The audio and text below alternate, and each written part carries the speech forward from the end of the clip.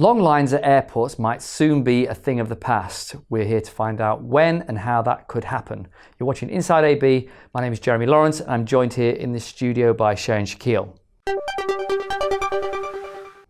Shay, so interesting new developments in the field of airport and airport technology. Tell us about some of them. Well, we've been raving about technology for quite a while with regards to airports and aviation, and it's rightly so, because that's probably the first place where we'll see all these things happening. I mean, face recognition and Internet of Things will really cut down the time you spend at security terminals.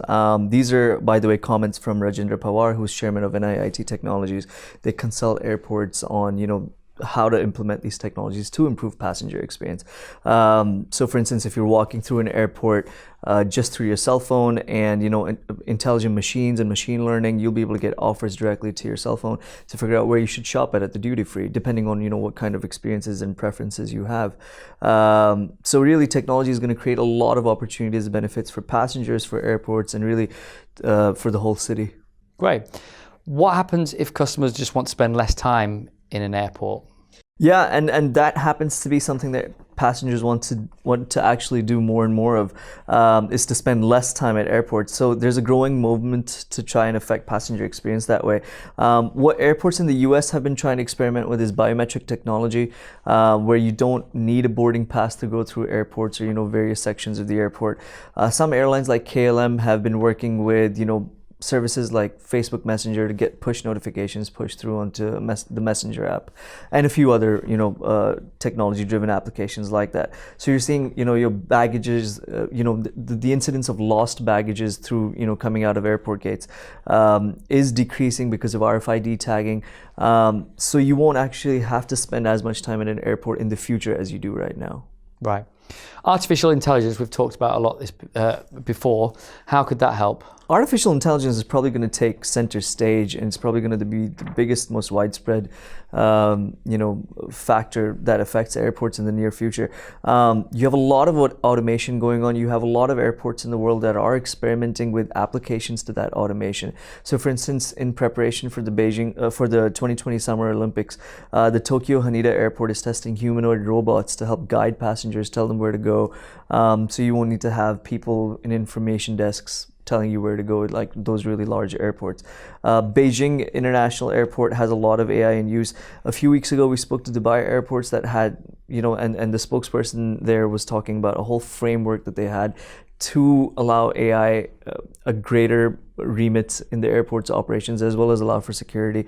In fact, not just airports, but some technologists are speculating that the pilot in an airplane's cabin, a cockpit, might only just be there for backup. The planes will be able to take off and land soon by themselves.